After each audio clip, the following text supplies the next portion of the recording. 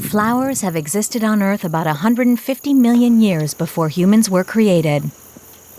The earliest flowers evolved from water plants that were able to flourish on land and also harness the wind. They have a structure where the male and female sexual parts are separated. Flowers cannot move from one place to another. As they grow, their petals permanently face upward towards the sky. It is a cruel fate. Their beauty comes with a price, as flowers have relatively short lifespans. That is how they've evolved.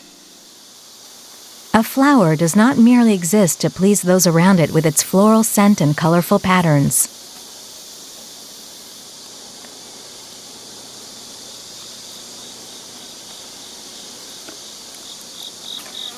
To overcome their inability in leaving the place from where they have sprouted from, flowers resort to ingenious methods and strategies to propagate.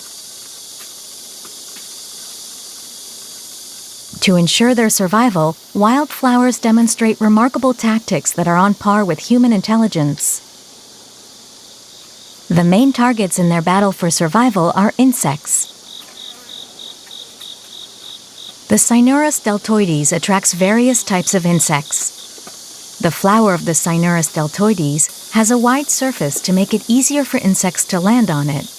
Its stalk is also sturdy to support heavy insects. Insects are drawn to flowers that contain more honey.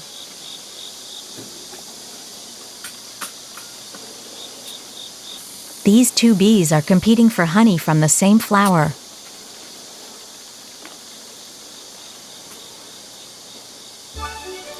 Hanging onto the Cinereus deltoides stamen, Bombus shrenki albidopluralis scoricove sticks its proboscis deep into the peduncle to gain access to the honey.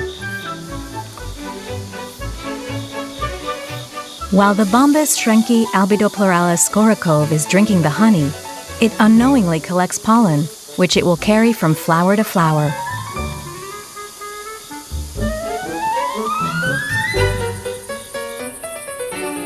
For tens of thousands of years, flowers have provided honey to insects, which in turn pollinate the flowers.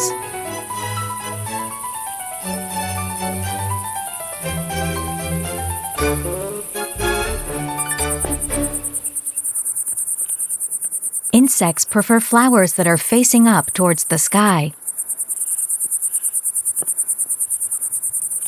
This allows for an easier landing while in flight. Among insects, the large carpenter bee, Xylocopa appendiculata circumvolans, is especially big. It lands on a flower by tightly gripping a male cosmos flower. Its soft landing behavior makes it less likely that it will topple a flower under its heavy weight. For the flower, it also gains by getting pollinated. Some flowers attract insects using colors. This white flower that is facing skyward welcomes all insects.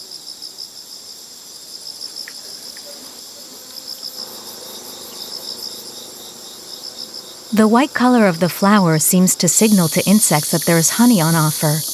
Many insects converge around the flowers at once.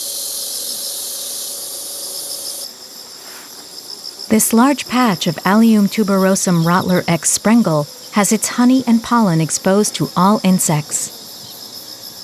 These small flowers grow in patches that make them easy for insects to spot even from afar. They also give off a deep scent. A hummingbird hawk moth, an exceptional master of flight, hovers around blooming bistorts.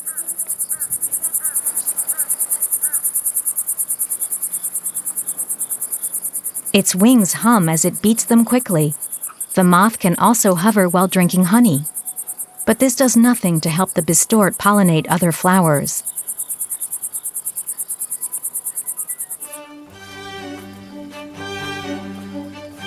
Bistorts form large beds and bloom at the same time to attract diverse insects.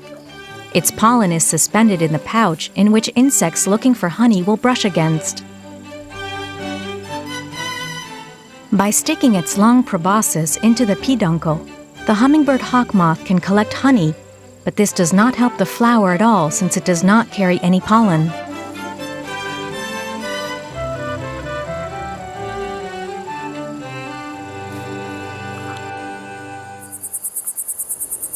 Flowers have immense patience. This citrus dog has large wings for a butterfly.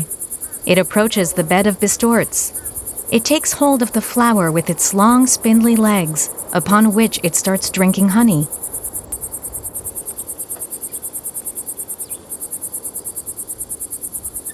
As it hovers and flaps its large wings, it blows pollen suspended in the pouch into the air.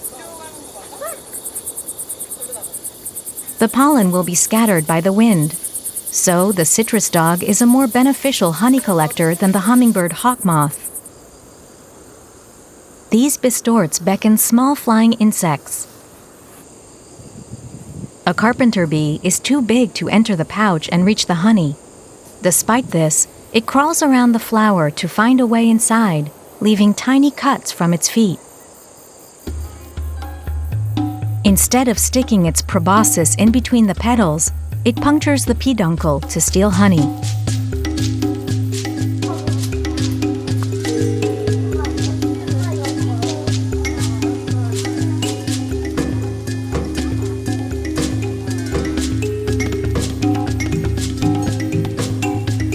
This bee attack completely foils the flower's strategy to pollinate.